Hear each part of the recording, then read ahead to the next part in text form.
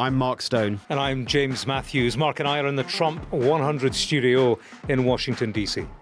I'm Martha Kellner in Los Angeles, where I've spent the day outside Rob Reiner's home. Donald Trump's team say that a Ukraine-Russia peace deal is 90% solved, but we've had many false dawns. Could we be about to see a breakthrough in Eastern Europe? And who is the Turtle Island Liberation Front, TILF, as they're also known? The FBI say that it has foiled a New Year plot to plant bombs across California. But first, we are going to reflect on the politicisation of the murder of one of Hollywood's greatest directors. So, as we said at the top, Rob Reiner, the director who made global hits like When Harry Met Sally, Stand By Me, A Few Good Men and Spinal Tap, to name a few, he was murdered alongside his wife Michelle late on Sunday. At the time of recording, the Reiner's son Nick has been arrested for murder. Yeah, a truly tragic story from the heart of Hollywood. Martha, you've been there outside the Reiner's house. What do we know so far about what happened and the investigation? Yeah, this is, a strange, very disturbing story, even without the Donald Trump angle on top of it. In terms of what happened to the Reiners, they were found dead inside their home on Sunday afternoon. Their bodies apparently awful, discovered by their daughter, Romy. And Los Angeles Police Department very quickly launched a murder investigation. Pretty soon after that, their 32-year-old son, Nick, was arrested for murder. Now, Nick had a history of mental health and drug addiction issues. It's something he'd spoken about. It's something his father has spoken about in the past. But it is just so unimaginably sad, all of this. And I spent the day in Brentwood, which is one of the most exclusive suburbs of Los Angeles. The likes of Gwyneth Paltrow, Arnold Schwarzenegger live there. Kamala Harris actually lives just around the corner from the Reiners, and their house is decorated, ready for Christmas. Two big wreaths on their gates, giant baubles hanging from the tree outside. And we know actually that the night before they were killed, they'd attended a Christmas party, which was held by the very well-known comedian talk show host Conan O'Brien. And our colleagues at NBC News, according to them, Nick's behaviour at that party was erratic. He was interrupting conversations, and his parents actually shared with guests their concerns about their son's health. We obviously don't know quite what happened, and clearly, there are court cases to happen. He's not even been charged by a judge yet, but all the neighbours that I spoke to around their house had very positive things to say about Rob Reiner, and especially his contribution to Hollywood. And what a tragedy. It's such a tragedy. I'm sick. Sick. Very friendly man, very liberal. I liked his ideas, especially when he was talking against the new regime in America. Yeah, tributes have been paid to a man who was something of a national treasure in this country. Prominent names, actors, politicians, they've been posting their condolences and paying their respects. One very prominent contributor has not, President Donald Trump. Rob Reiner, he was politically active, supported same-sex marriage, LGBTQ rights. He was no fan of Donald Trump, that's for sure. And that didn't go unnoticed in the White House. That much is clear in a post that Trump made on Truth Social on Monday morning. Yeah, I do think it's worth reading the post in full. A post written about a couple stabbed to death, written just hours after they were murdered. The president chooses these words. He said, "A very sad thing happened in Hollywood. A very sad thing happened last night in Hollywood. Rob Reiner, a tortured and struggling but once very talented movie director and comedy star, has passed away together with his wife Michelle, reportedly due to the anger he caused others through his massive, unyielding and incurable affliction with a mind-crippling disease known as Trump derangement syndrome, sometimes referred to as TDS. The president went on to say he was known to have driven people crazy by his raging obsession of President Donald J. Trump, with his obvious paranoia reaching new heights as the Trump administration surpassed all goals and expectations of greatness, and with the golden age of America upon us, perhaps like never before. And then he concludes, may Rob and Michelle rest in peace. So there we are. A personal tragedy for one couple, one family, and a tragedy for the wider community of his many admirers. And Donald Trump manages to make it about himself. He's certainly the most narcissistic president of all time, isn't he? I mean, we're used to Donald Trump making everything about Donald Trump, but even with this administration, where normal codes of conduct, standards of decency that you would expect from a president, even when they've gone out of the window, this, I think, was jaw-dropping. It plumbed new depths, if that's possible. And it's, it's not just Democrat politicians that have been condemning Donald Trump for this. He's been criticised by members of his own party. I saw a Republican congressman on CNN earlier, and he said, which I think is very true, you'd expect to hear a drunk man in a bar spewing some of this hatred. You do not expect it of the president of any country, let alone of the United States. And, politicians united on this. Republicans, Marjorie Taylor Greene, the new queen of compassionate politics, even she was tweeting saying, this is a family tragedy. It's not about politics or political enemies. And, she detailed the mental health and the drug addiction struggles that their son Nick had. And she said, moments like this should be met with empathy. And that is true. They certainly shouldn't be met with a statement like that from the president. Yeah, none of that stopped Donald Trump leading into the invective when he was asked about his comments on Rob Reiner in a news conference at the Oval Office. Mr. President, a number of Republicans have denounced your statement on Truth Social after the murder of Rob Reiner. Do you stand by that post? Well, I wasn't a fan of his at all. He was a deranged person as far as Trump is concerned. He said he knew it was false. In fact, it's the exact opposite, that I was a friend of Russia, controlled by Russia. It was the Russia hoax. He was one of the people behind it. I think he hurt himself in career-wise. He became like a deranged person, Trump derangement syndrome. So I was not a fan of Rob Reiner at all in any way, shape, or form. I thought he was very bad for our country. Yeah. Yeah, I mean, Marjorie Taylor Greene, you mentioned, Martha, once close to Trump, no longer. But actually, what struck me is that quite a lot of MAGA voices have been very uneasy with what their president said. I'm looking down at some of the comments here. Sage Steele, a conservative podcaster, said this tweet is so disappointing and so unnecessary. It's comments like this that take away the countless great things that real Donald Trump has done for America.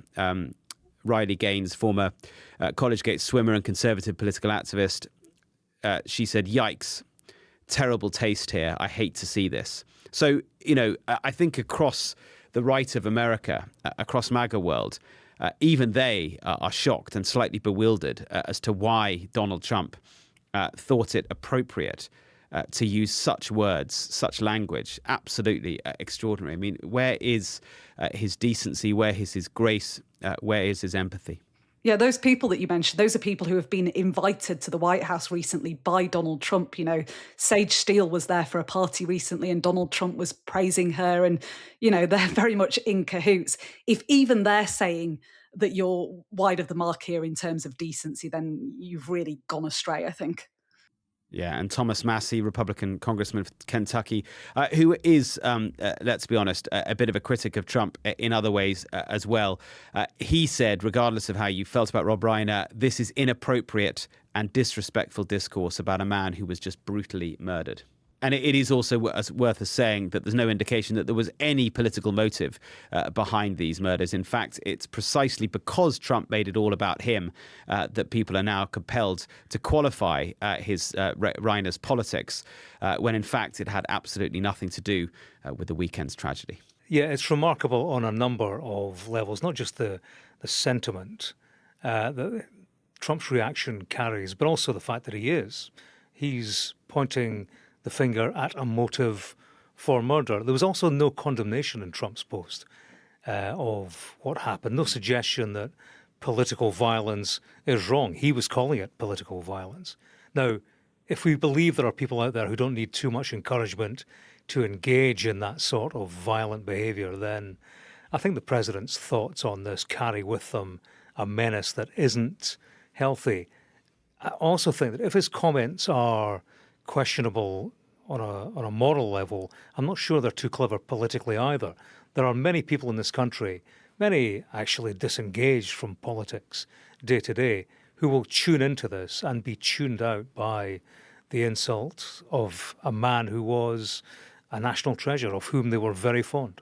So, Martha, what next? It just depends really on how the judicial process continues now. Their son Nick has been booked on murder charges, no bail set, so he will remain in custody. He may be charged by a judge in the not too distant future, but we'll obviously continue to monitor the political fallout now.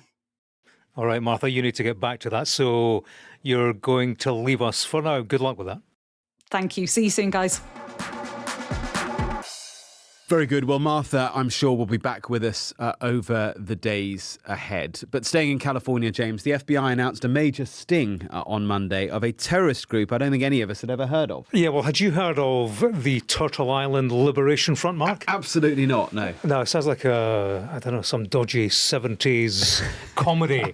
But I tell you, it's no laughing matter. They are described by the Attorney General, Pam Bondi, as a far-left, pro-Palestine, anti-government and anti-capitalist group. They had been planning, say the FBI, a detailed, coordinated plot to bomb several companies in California at midnight on New Year's Eve. 4 people have now been arrested after they were caught on camera, surveillance cameras, preparing to build and detonate bombs in the Californian desert. This was part of a test run, says the FBI. Yeah, so obviously we've done our homework a little bit, found out more about Turtle Island, the Turtle Island Liberation Front. On Facebook, they describe themselves as a political organisation that seeks, quote, liberation of occupied Turtle Island and liberation of all colonised peoples across the world. Now, Turtle Island, of course, is the name used by some indigenous peoples for North America.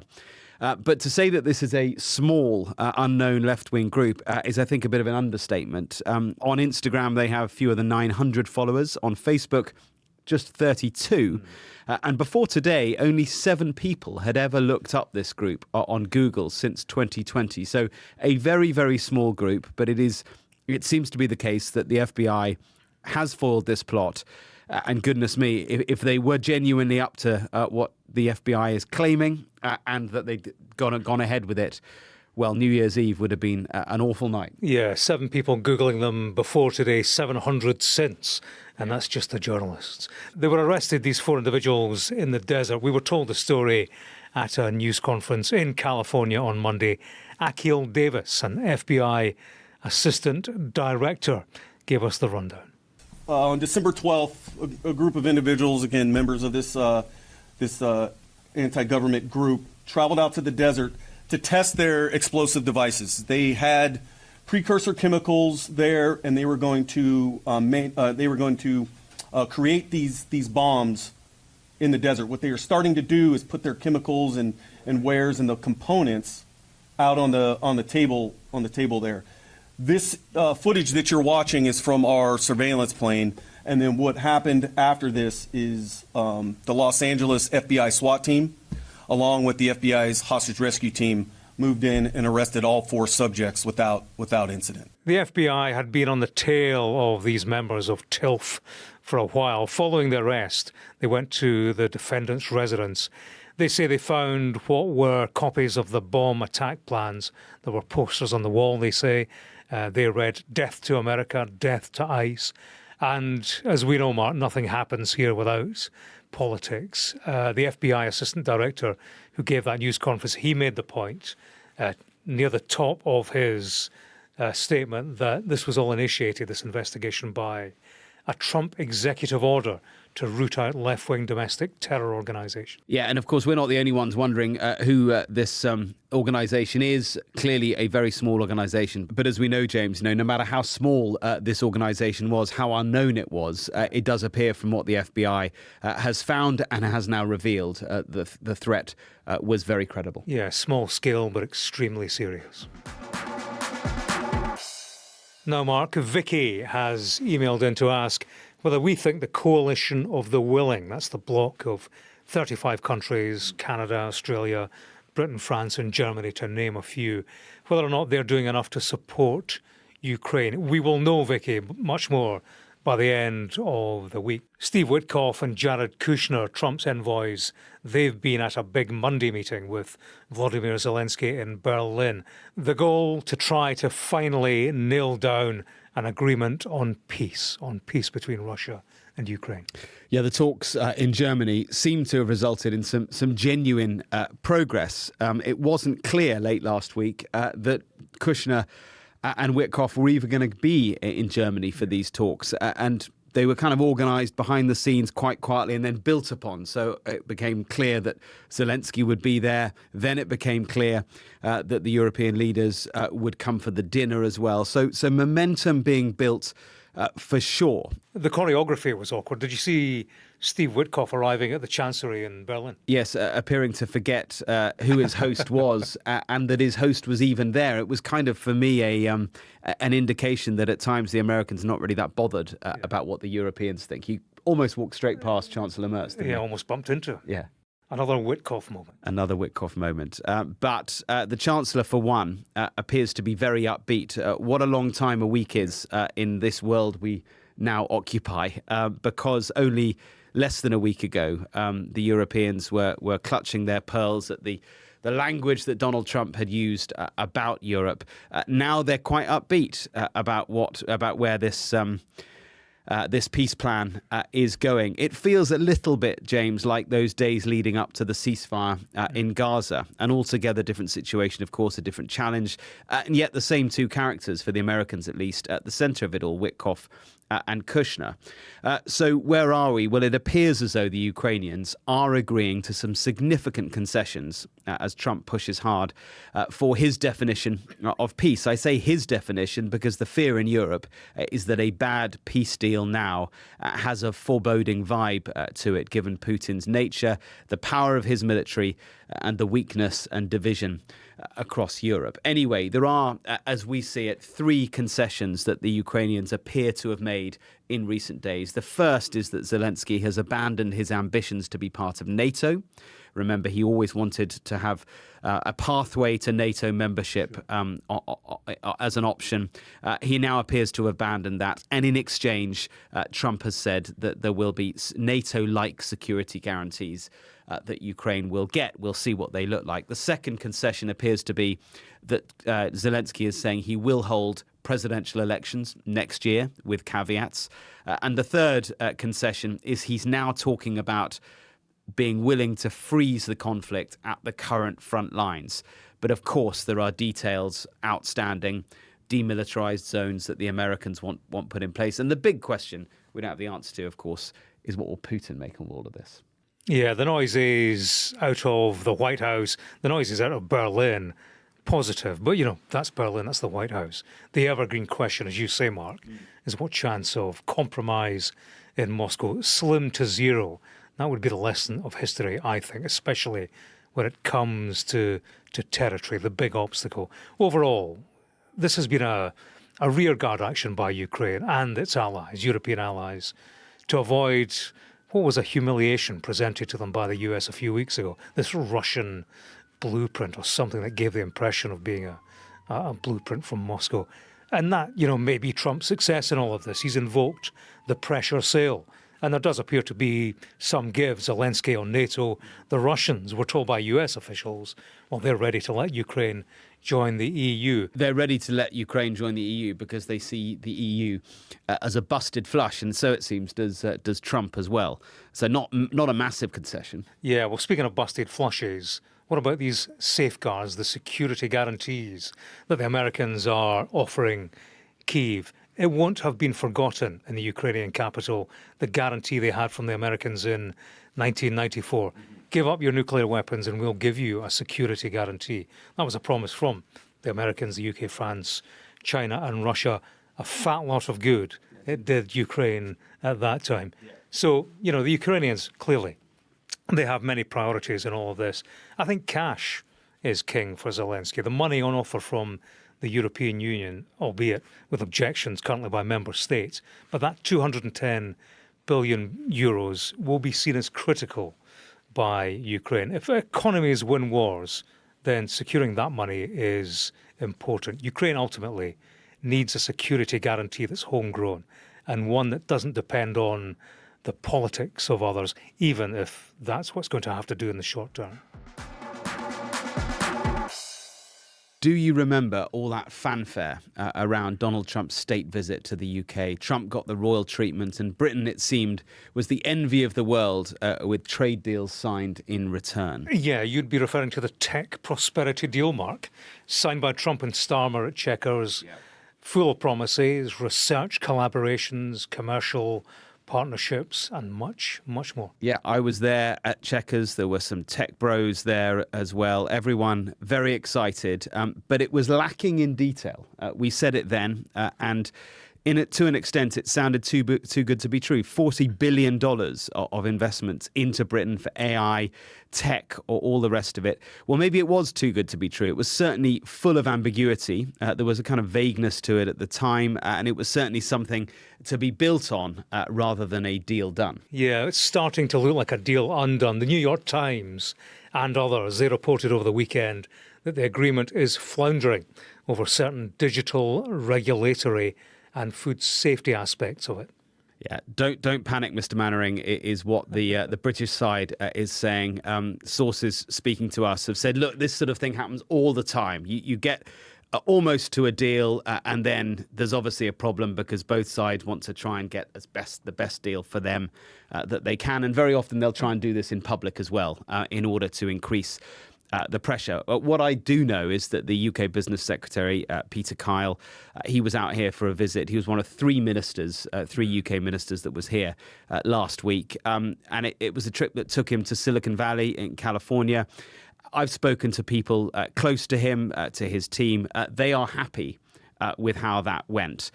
It is the case that the UK is in a better place than many other countries when it comes to the relationship. But it's also certainly the case that the US administration drives a hard bargain, if it's even a bargain at all. And so I think there will be tricky moments of leverage that, as I say, are often intentionally made public. Another political appointment to follow the disaster that was Peter Mandelson. Maybe not such a good idea. Well, yeah, sounds like jobs for the boys again. I just hope this boy doesn't have the skeletons in his closet. The last one did Lord Peter Mandelson. The Prime Minister certainly knows he has to get this one right. Otherwise, his judgment will be called into question at the very time he doesn't need that. Yeah, it really will. Well, the pro-Chandra camp point out that the number one priority right now for Britain or for any country with this unpredictable presidency is to keep a close relationship, as close as possible. And Varun Chandra, so I am told, is very close to a number of members of Trump's cabinet. One source said to me that Chandra has them on speed dial. We'll get into all of that in more detail if and when the announcement is made. Yeah, we look forward to that. Looking forward to Christmas as well, Mark. I know they are in your house. I saw the pictures of the youngsters buying the Christmas tree. Yeah, a very, very American affair. Looked like Jack of the Beanstalk, the size of that tree. Yeah, it was a big, a big tree. Cost us a bit as well. But we did what, I don't know, maybe you can do this in the UK, but I've never done it in the UK, where you go to a Christmas tree farm, you get given a saw, the kids get a saw as well, very exciting, and you head off into the forest and you chop down your tree. I'm pretty sure health and safety would rule that out back home. My news is that we had our Christmas last Tuesday. Presents, dinner, everything else. So the pressure's off. You know, we don't need to buy anything, do anything, eat anything anymore. I'm back for a detox. Very good. Well, happy Christmas, James. Did it go well? Did Santa give you what you wanted? Everything and more. You know, I got an apocalypse survival kit. Which interestingly... That might come in quite useful. I got confiscated at Dublin Airport on the way back because, of course, to survive the apocalypse, you need stuff like blades and little serrated edges and all the rest of it. And the guy said, sorry, you can't take that any further. I said, it's a Christmas present. He said, sorry, mate. Chucked it in the bin and said, Happy Christmas. But anyway, thank you very much indeed for listening and for watching. We'll be back tomorrow. Do send us your questions, comments, and everything else to the usual place, Trump100 at sky.uk.